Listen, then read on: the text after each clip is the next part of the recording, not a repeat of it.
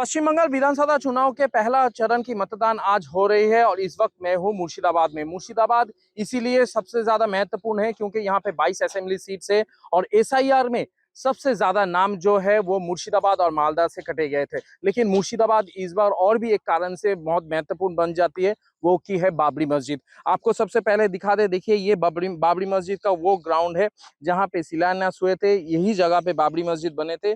Cement जो है उनका काम आप देख सकते हैं, जो सीमेंटिंग का काम यहीं पे हुआ था।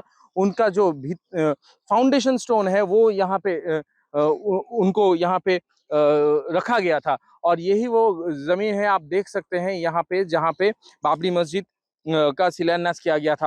हुमायूं कबीर जो कि एजेयूपी का नेता है, वो कह रहे हैं कि बाबरी मस्जिद जरूर बनेगी। और सबसे बड़ी बात है, आज मुर्शिदाबाद में जो सीट्स है उसमें सबसे ज्यादा इंपॉर्टेंट महत्वपूर्ण हो जाते हैं रेजीनगर, उसमें बेलडांगा इंपॉर्टेंट हो जाता है, बहरमपुर हो जाती है इंपॉर्टेंट। बहरमपुर इसीलिए इंपॉर्टेंट हो जाता है, महत्वपूर्ण हो जाता है क्योंकि वहां पे अधीर चौधरी है। रेजीनगर, बेलडांगा, नौदा ये इंपॉर्टेंट हो जाता है क्योंकि यहाँ पे हुमायूं कबीर है। लेकिन हुमायूं कबीर के खिलाफ जो वीडियो निकला था वो बहुत वितर्कपूर्ण था। उसको बहुत राजनीतिक तौर पे उसको लेके काफी चर्चा हुआ है। लेकिन उसका बाद देखा गया है, हुमायूं कबीर ने कहा है कि वो एआई द्वारा किया गया था। अब सवाल यह है वो वीडियो का इफेक्ट उनके वोट में क्या पड़ेगी ये तो समय बताएगा। लेकिन हुमायूं कबीर बता रहा है मुर्शिदाबाद में तृणमूल कांग्रेस को बस 2 सीट्स मिलेंगे जहां पे उनके 20 सीट्स है और उनके जो पार्टी है करीब 4-5 सीट तो मुर्शिदाबाद से निकाल ही लेंगे। उनका ये भी कहना है कि अधीर चौधरी जो कि एक बड़े लीडर है, प्राक्तन जो है वो रेल मिनिस्टर रह चुके हैं, उनका असेंबली में जाना चाहिए और अगर ऐसा होते हैं तो वो खुश होंगे।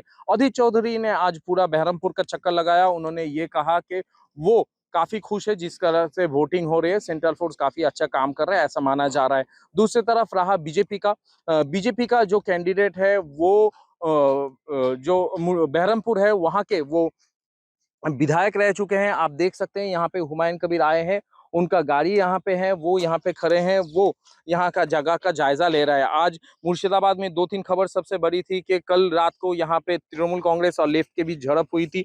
दूसरी तरफ उनके आज जब काफिला पहुंचे थे आज रेजीनगर में, वहां पे झमेला हुआ, वहां पे उनकी गाड़ी को तोड़फोड़ किया गया। आपको दिखाना चाहते हैं, देखिए ये वो स्कूल है, ये वो मैदान है जहाँ पे ये बाबरी मस्जिद का जो फाउंडेशन स्टोन लेइंग प्रोग्राम था वो यहाँ पे हुआ था।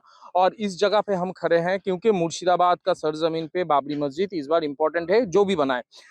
अब आते हैं राजनीतिक वितर्क पे कि एसआईआर में जितने लोगों का नाम कटा है, मुर्शिदाबाद और मालदा से सबसे ज्यादा कटी है क्योंकि यहाँ पे संख्या लघु जो वोट है, वोट बैंक है, वो सबसे ज्यादा है और वो तृणमूल के पास हमेशा रहता आया है 2011 के बाद। लेकिन अब देखा जा रहा है तृणमूल कांग्रेस जो कि इस बार लड़ रही है मुर्शिदाबाद से, माना जा रहा है 8 से 10 सीट उनके पक्ष में आ सकते हैं। हालांकि उनका जो बहरमपुर का जो चेयरपर्सन है वो कह रहे हैं, नारू गोपाल जो कि कैंडिडेट भी है तृणमूल कांग्रेस का, वो कह रहा है कि तृणमूल 22 के 22 सीट तृणमूल कांग्रेस को मिलेगा।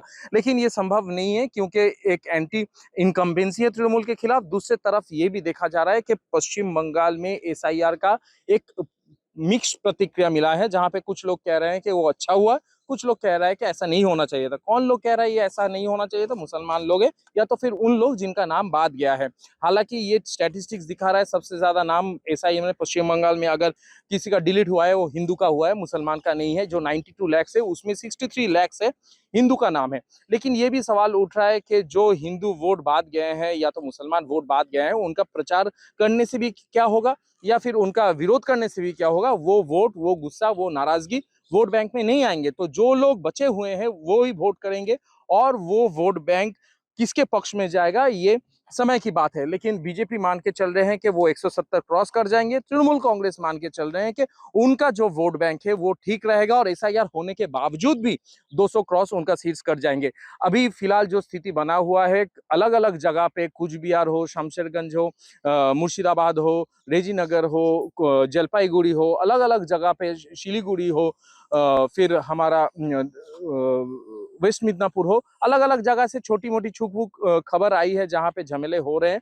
लेकिन ओवरऑल अगर पश्चिम बंगाल में देखा जाए इस बार जो रक्त रंजित चरित्र है, अगर ये रेजीनगर, बेलडांगा, हुमायूं कबीर वाली अगर किस्सा हम छोड़ देते हैं तो ओवरऑल अगर देखा जाए तो वो शांतिपूर्ण वोट हुए हैं। अब दूसरा चरण का मतदान होगा, उसमें भी फोर्स रहेंगे, लेकिन एक सवाल उठ जा रही है कि इतना फोर्स रहने के बाद भी जहां 2021 में सिर्फ 800 कंपनी आए थे, इस बार 2700 कंपनी सेंट्रल फोर्स आए थे, लेकिन उसके बावजूद भी एक छोटी घटना भी घटती है तो वो सेंट्रल फोर्स के ऊपर जाते हैं, और वही घटना घटी है हुमायूं कबीर से।